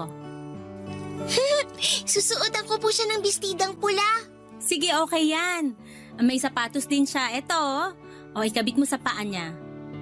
Tupiin mo lang yung papel sa gilid. Yun kasi ang magsisilbing lock para kumapit yung sapato sa paper doll. Ganito po? Oo, ang galing mo. Yan, ganyan. Teka, saan ba yun? Eto, may bag din yan. Kompleto po accessories. Aba, syempre. Daig pa po yung manika ko, Ya. Talaga? Sige, kabit mo rin tong sombrero niya. Ganito po? Ganyan nga. Madali lang po pala laruin to tapos nakakatuwa rin. Buti na gustuhan mo. Nakita ko kasi yan dun sa mga nilalakong laruan ni Manong nung nakaraang araw. Kaya bumili ako ng 2. Naaalala ko kasi yung anak ko. Ito lang po ba laruan niya? Wala po siyang totoong manika? Wala pa. Pero plano ko siyang bilan kahit na lagi niyang sinasabi na kontento na siya sa paper doll. Nag-iipon pa ako para sana surprise gift ko sa birthday niya. Matutuwa po yun! Buti pa po yung anak niyo, mahal na mahal niyo. Si Mama kasi, parang hindi na ako love. Lagi po siyang walang time sa akin kasi busy siya sa business tapos sa ibang tao po. Minsan, di ko po mapigilan mainggit sa kanila kasi mas pinapansin pa sila ni Mama kaysa sa akin. Ay, liga nga rito, Vian. Yayakapin kita para maramdaman mo na mahal kita. Buti na lang may yaya training ako kasi kahit papaano may nagmamahal sa akin. Ang bata mo pa para maranasan yung pakiramdam na walang nagmamahal sa'yo, Vian. Sana kahit di mo ko totoong mama, na ipaparamdam ko sa'yo yung pagmamahal ng isang ina. Para sa akin, kayo na pong totoong mama ko. Kung pwede lang kitang tawaging totoong anak ko para may kalaro yung anak ko sa probinsya eh. Paniguradong matutuwa yun. Alam ko po na miss na kayo ng anak nyo. Pero sana po wag niyo po akong iiwanan, Yaya. Hindi ko po kasi alam gagawin ko kapag nawala kayo. Natatakot ako kay Mama, pati sa mga lalaki na kasama niya. Pag umalis kayo, wala na po akong kakampi. Ayoko po mag-isa sa bahay na to. Hindi naman ako aalis agad, Vian. Siguro kung mangyayari man yun, malaki ka na. May sarili ka na ring pamilya at mga anak. Tsak hindi mo na ako kailangan. Kahit po malaki na ako, gusto ko po nasa tabi ko lang kayo lagi. Gusto ko po na maglaro pa rin tayo ng paper doll, Yaya Training. Pwede po ba yun? Please po, magpapakabait po ako lalo para hindi kayo mawala. Sana nga pwedeng hindi ako mawala sa tabi mo. Sana kahit matanda na ako, magkasama pa rin tayo at naglalaro ng paper doll. Promise po ha? Hindi kayo mawawala, Yaya. Pinky promise po tayo? Pinky promise? Paano yun? Ganito po. Akin na yung small finger nyo. Tapos yung sa akin din po. Ayan, pinky promise po, Yaya. Na hindi nyo po ako iiwan. Pinky promise na hindi ko iiwan si Vian. Yay! Tara, Ya! Maglaro pa po tayo ng paper doll!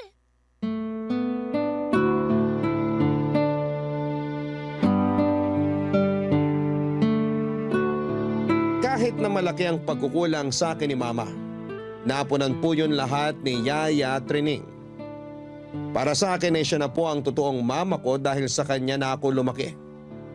Siya po ang umaattend sa mga meeting namin sa school at siya rin ang kasama ko noong graduation namin sa elementary at high school. Ayaw po kasi ni Mamang pumunta sa mga ganong event dahil nakaka-bore daw po. Mas mabuti pa na magtinda na lang daw siya sa palengke, kumita pa siya ng pera kaysa tumunganga, manood at pumalakpak sa akin habang umaakyat ako sa stage para kunin ang pinaghirapan kong diploma. Dinamdam ko po ang katuwiran na yon ni Mama Papa Dudut. Question ko nga po yung pagmamahal niya sa akin bilang anak hanggang sa magdalaga na ako. Pero nananatiling malayo po ang loob sa akin ni Mama. Kaya ako na lamang ang napagod na mamalimos ng atensyon sa kanya. Hindi naman po niya ako pinababayaan. Good provider siya, Papa Dudut, dahil pinapakain niya ako at pinag-aaral. Masama na ba akong anak kung para sa akin ay nakukulangan pa rin ako sa mga ginagawa niya? Hindi niyo po ako masisisi dahil ng mga panahon na yon ay may ka-live-in na po si Mama. Si Alfred po na kaisa-isang lalaking pinakilala niya sa akin at sinabing magiging stepfather ko na, Papa Dudut. Kaya lang masama po ang kutob ko sa live-in partner ni Mama dahil may taglay po itong kamanyakan.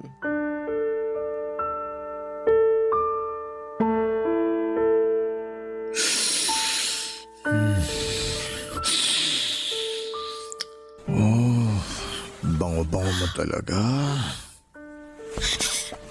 Tito? Tito, ano pong ginagawa niyo? Ba't nandito kayo sa kwarto ko? Tsaka, wag po! Anong wag po? Wala pa naman akong ginagawa sa'yo ah. Kung makasigaw ka dyan, akala mo inaano kita. Ano nga pong ginagawa niyo rito? Na-miss lang kita. Masama ba yun? Gusto ko lang makipagkwentuhan sa'yo. Makipag-bonding, ganun. Napapansin ko kasi na ang layo-layo na ng loob mo sa akin eh. Bakit mo ko iniiwasan nakatira tayo sa isang bubong? Hindi maganda yun. Pangit yung ganun. Umalis na po kayo, please po. Huwag niyo po akong gawa ng masama.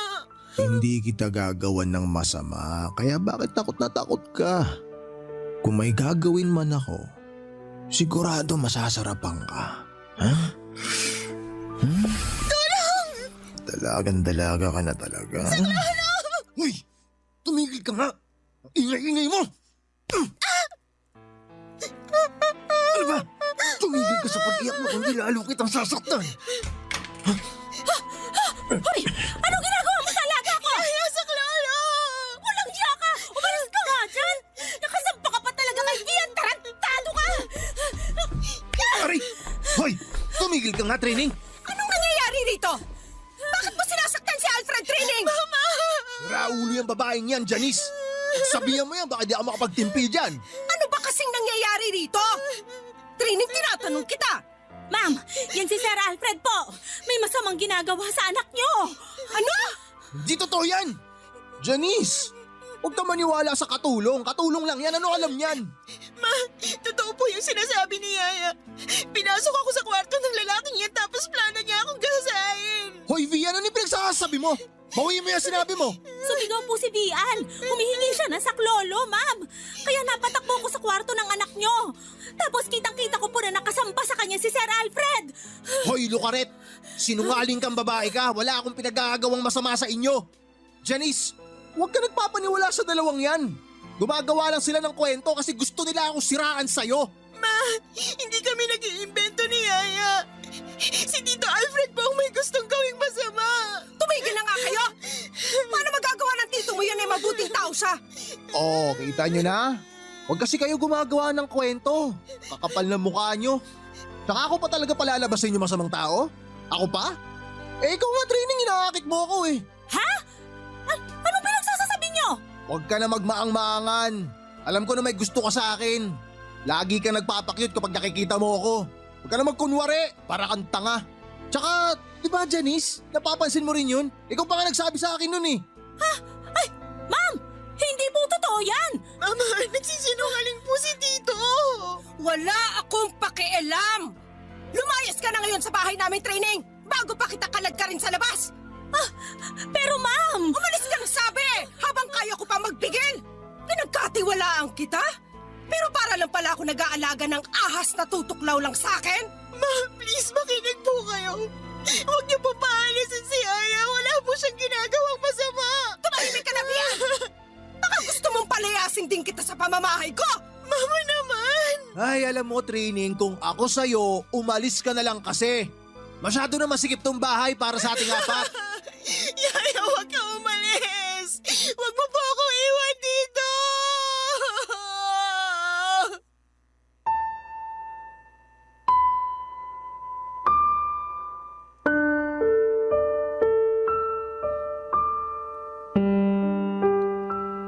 Dalawang beses pong nadurog ang puso ko ng gabing yon, Papa Dudut.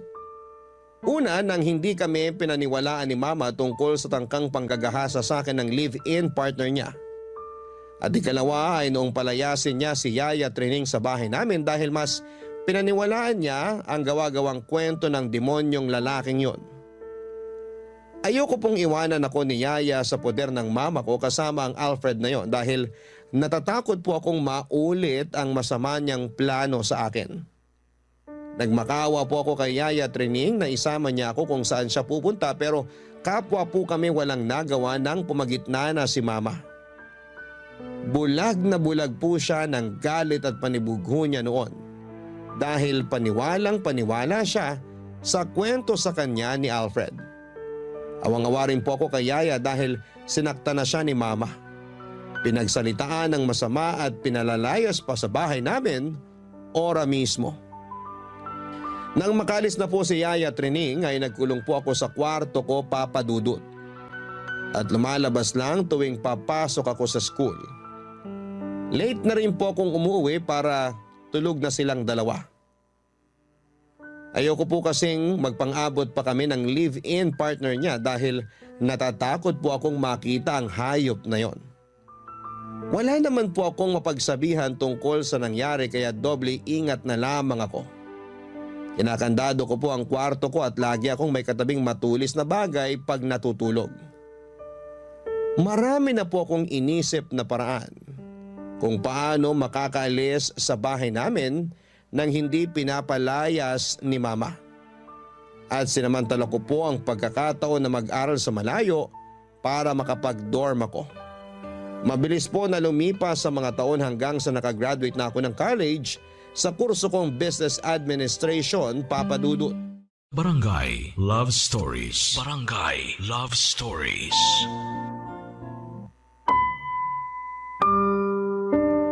Pero bago po ako makapagtapos ay marami pa pong nangyari sa pamilya ko ng panahon na yon, Papa Dudut. Una na po doon yung pagkakasangkot ng live-in partner ni Mama sa paggamit ng ipinagbabawal na gamot dahilan para pagnakawan na niya ng perang mama ko at pagmalupitan nito. Kasama ko po si Mama na nagpakulong sa kanya, Papa Dudut. Pero hindi pa po doon natatapos ang lahat dahil sinubo kami ng Diyos. Nang biglang humina ang katawan ni Mama at nagpabalik-balik kami sa ospital. Akala ko po ay simpleng sakit lang na pwedeng mawala kapag nagpahinga siya. Pero na-diagnose po siya na meron siyang stomach cancer ang mama ko. Nasa 4th year college na po ako noon at isang semester na lamang ay gagraduate na ako. Pero dahil sa mahal na gamutan ni Mama ay nasaid po ang pera namin sa bangko at kamuntik-muntika na mawala sa amin ang negosyong bumubuhay sa amin ng ilang taon. Kaya nga habang nag-aaral at meron namang ilang araw na bakante na walang klase, ako po ang tumatawa at nagtitinda sa bigasan namin kapalit ni Mama, Papa Dudut. Nagsika po ko na may taguyod at may salba ang business namin dahil doon lang ako kumukuha ng pera para sa pagpapagamot ni Mama. Hindi nagtagal, nakagraduate naman ako. Unfortunately ay hindi ko na rin po kinayang ipagpatuloy yung business namin gawa ng iba pang pangyayari kaya nag-focus na lamang ako sa pagtatrabaho sa corporate. Nag-aral din akong mag-virtual assistant para may pinagkakakitaan ako sa gabi. Kulang na lamang ay hindi ako matulog para lamang kumita ng malaki, Papa Dudut. Halos sa ospital na kasi tumira si Mama at ako lang ang nag-aasikaso sa kanya dahil kakaunti lang naman ang mga relatives namin. At ang iba ay nasa malalayong probinsya pa. Isang araw habang namamalengke po ako ng mga supplies namin ni Mama sa bahay. Napadaan po ako sa isang tindahan ng mga laruan tapos ay nakita ko po yung paper doll na madalas naming nilalaro ni Yaya Trining. Ewan ko pero bigla na lamang po akong naiyak matapos mag-flashback sa akin ang kabataan ko. Siguro kasi naalala ko pa na ang gaan-gaan ng buhay noong araw kumpara sa noong tumanda na ako. Tapos ayon, hindi ko napansin na nilapitan na pala ako ng isang matandang babae na tumatao sa tindahan na yon. At laking gulat ko nang mamukhaan ko siya. Walang iba kundi si Yaya Trining, Papa Dudut.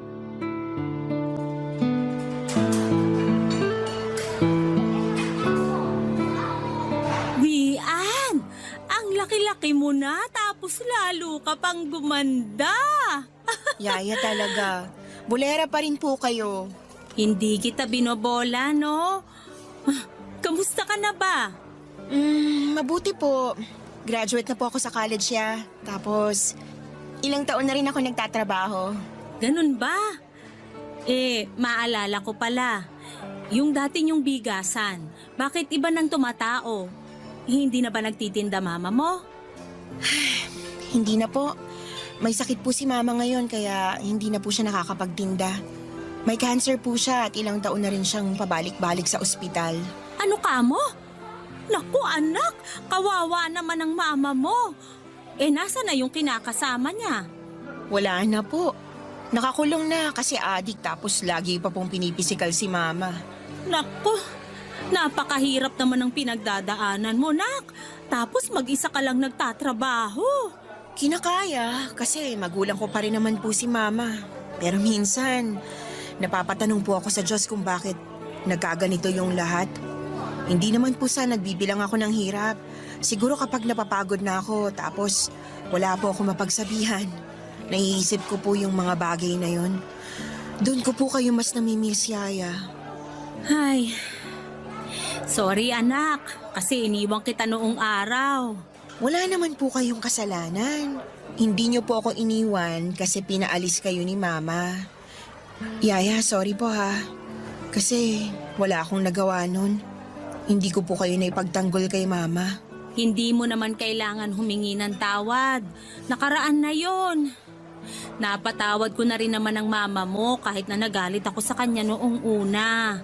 Tanging dalangin ko na lang sa may kapal na sana iligtas ka niya laban sa kinakasama niya, Vian. Mukhang dininig naman po ng Diyos ang panalangin niyo kasi hindi na po naulit yung masamang plano sa akin ni Tito Alfred. Tapos ngayon, nabubulok na siya sa bilangguan. Kayo po, kumusta na po kayo?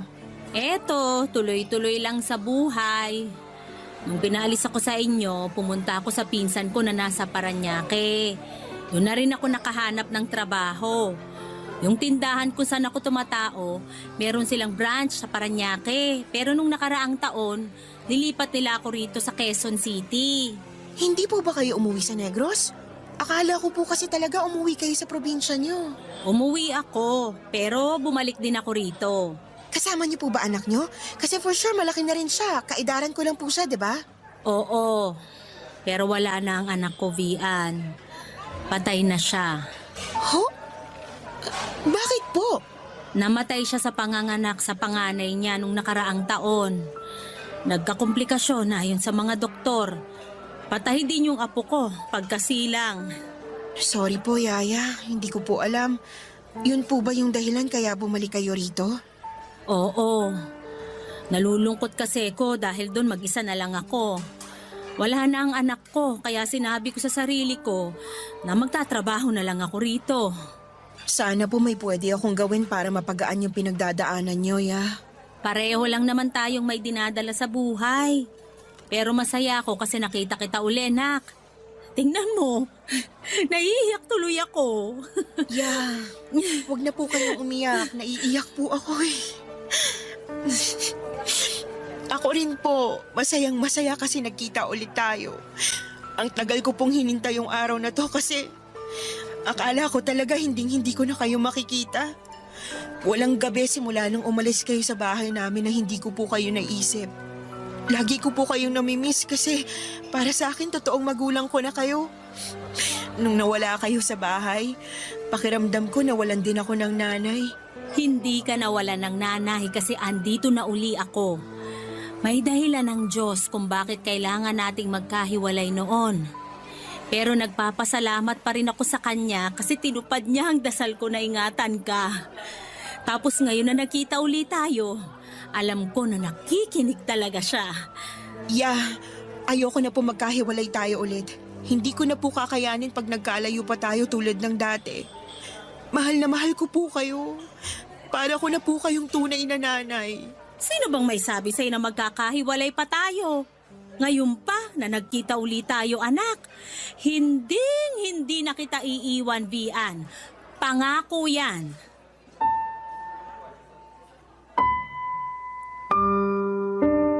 Wala pong pagsidla ng saya na nag-uumapaw sa puso ko nang makita ko si Yaya Trining sa palengke ng araw na yon. Hindi ko na nga matandaan kung ilang taon simula noong huling beses ko siyang nakita. Hindi ko na rin siya noon kinontak bilang pagsunod sa kagustuhan ng mama ko, Papa Dudut. At kahit masakit sa kalooban ko, kumbagay nag-move on na lamang po ako sa buhay namin na hindi siya kasama pero walang araw at gabi simula noon na hindi ko siya naaalala. Malaking parte na po ng kabataan ko si Yaya Trining dahil siya na ang kinamulatan kong nanay noong mga panahong busy sa ibang bagay ang mama ko. Yung pagmamahal po niya sa akin ay para bang tunay na anak na kahit na hindi naman kami magkadugo. Hindi ko po makakalimutan yung mga panahong kinakwentuhan niya ako ng mga kwentong bayan bago matulog. Yung sabay kaming kumakain ng cassava cake na pinagtulungan naming gawin. Yung paghahatid sundo niya sa akin sa school at pagpalakpat ng malakas noong graduation day ko kasi proud na proud daw siya sa akin. At higit sa lahat ay yung paglalaro namin ng paper doll. Mahal na mahal ko po si Yaya Trining. Pero kaakibat po ng saya ng muli naming pagkikita ay labis na lungkot naman matapos kong malaman na namatay na pala ang kaisa-isa niyang anak. Wala na siyang kasama sa buhay, Papa Dudut. Tapos nagkataon na nagsara ang tindahan na pinagtatrabahuhan at nagbawas ng empleyado kaya nawala ng pagkakakitaan si Yaya Trining. Doon ko na po naisip na kupkupin na lamang ang taong nagmahal at nag-alaga sa akin simula pagkabata at kunin na rin kasama ng mama ko. Malaki pong kaginhawahan simula nang bumalik si Yaya Trining sa buhay namin dahil mas nakakapagtrabaho po ako ng matiwasay at walang ibang inaalala, Papa Dudut. At kahit hanggang sa dumating yung araw na kinakatakutan ko, walang iba kundi noong namatay si Mama dahil sa mga komplikasyon ng sakit niya, ay hindi po ako iniwan ni Yaya Trining. Tinupad po niya ang pangako niya sa akin. Siya po ang kasakasama ko sa buhay at sa bahay namin dahil parang tunay na ina na ang turing ko sa kanya. At ako naman po ang anak niya. Sa katunayan, si Yaya Trining po ang naghatid sa akin sa altar noong kinasal ako sa long-time boyfriend ko, Papa Dudut.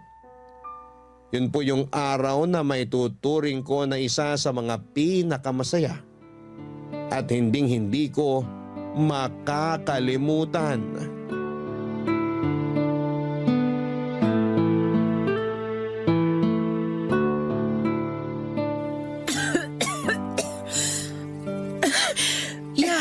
Parang lumalala pong ubo niyo ah. Gusto niyo ba magpatingin na sa doktor? Nako anak, ayos lang ako. Konting pahinga lang to. Natuyuan kasi ko ng pawis kakawalis dun sa labas kanina. Pagkatapos nakalanghap pa ako ng alikabok kaya nangat itong lalamunan ko. Iinuman ko na lang ng pinigang kalamansi sa maligamgam na tubig. Okay po, pero pag hindi pa rin umukay, magpapacheck up na tayo ha. O sige, pero wag ka na kasi masyadong mag-alala. Siyempre po mag-aalala ako kasi ayoko kayong magkasakit. Wala na nga po si Mama tapos may mangyayari pa po sa inyong hindi maganda. Hindi ko na po kaya kung pati kayo iiwan na kuya. Hindi pa naman ako aalis, nak. Malakas pa ako at gagaling din ako. Ubo lang to. Saka gusto ko pang makita yung magiging apo ko sa'yo. Excited na talaga ako para sa magiging baby mo. Ilang buwan na nga uli ang tiyan mo? 4 months po, Yaya. Ako rin po excited nang makita niyo si baby. Sana po lagi kayong palakasin ng Diyos at ilayo sa anumang mabibigat na sakit. Para po humaba pa ang buhay niyo. Lahat tayo, nak, ang sana iligtas at ingatan ng may kapal. Yaya, salamat po ha. Salamat saan? Sa lahat-lahat. Thankful na ako nung dumating kayo sa buhay ko nung bata ako kasi pinaramdam niyo sa akin yung mahalin at alagaan na para bang totoo niyo akong anak. Hinding-hindi ko po makakalimutan yung mga pag-aasikaso niyo sa akin. Yung mga bonding natin sa pagluluto ng ulam at paggawa ng paborito nating dessert na cassava. Nung umalis kayo sa bahay, may mga araw na lagi ko pong ginagawa yon. Kasi pag nakakakain ako nun, kahit papano, nababawasan yung pagkamiss ko sa inyo. Kaya lang, nahihirapan po akong lunukin kasi naiiyak ako habang ngumunguya. Dati kasi, 2 tayong kumakain nun tapos ako na lang mag-isa. Oh, Vian, huwag ka namang umiyak, nak. Sorry, Yaya. Hindi ko lang po mapigilan. Siguro extra emotional lang din kasi buntis. Naiintindihan ko naman. Pero magkasama na tayo ngayon. Pwedeng-pwede uli nating gawin yung mga bagay na ginagawa natin nung maliit ka pa. Pwede tayong magluto ng mga paborito mong ulam o gumawa ng mga dessert na tinuro ko sa'yo. Lahat yun pwede na nating gawin ngayon, nak. Vian, hindi lang ikaw yung gustong magpasalamat kasi ako rin. Katulad mo, walang araw na hindi kita inisip simula nung umalis ako sa bahay nyo. Alam ko namang matapang kang bata, matyaga, matalino, maabilidad at mabait. Kaya nga yun na lang ang iniisip ko para kahit mahirap na mapalayo sa'yo, nakakahugot na rin ako ng lakas para maipagpatuloy ang buhay. Buti na lang nandyan kayo. Mas kinakaya ko pong harapin ang buhay kasi alam ko kasama ko kayo. Kahit na hindi ko po kayo totoong nanay, yung pagmamahal niyo sa akin parang tunay na anak. Malaking bagay yung pagbalik mo sa buhay ko. Lalo ngayon na nawalan ako ng anak, Vian. Tinutulungan mo kong malagpasan yung malungkot na bahagi ng buhay ko. Kahit kailan, hindi madali para sa isang magulang na mamatayan ng anak na dinala niya ng 9 na buwan sa tiyan niya. Marami ako noong pinagsisisihan. Gusto kong bumawi sa anak ko pero huli na ang lahat. Wala na siya. Kinuha na siya sa akin. Kung nasan po anak niyo ngayon, sigurado, proud po siya na naging nanay niya kayo. Hindi niyo man po siya nakasama ng matagal, na iparamdam niyo naman po sa kanya yung pagmamahal ng isang magulang. Doon pa lang, alam kong sapat na kayo sa kanya. Salamat sa mga sinabi mo, anak. Gumaan ang loob ko. Totoo naman po kasi lahat yun. Marami pong nagiging magulang lang pero hindi marunong magpakananay o magpakatatay sa mga anak nila. Yun po kasi naranasan ko kay mama. Pero nung nagkasakit siya, nagsorry naman siya sa akin at nagkabati kami. Hindi na rin po ako nagtanim ng sama ng loob sa kanya kasi mama ko pa rin siya. Mas nanaig po yung pagmamahal ko at pagpapatawad katulad nung turo niyo sa akin. Mahal na mahal ko po kayo, Yaya. Mas mahal na mahal kita.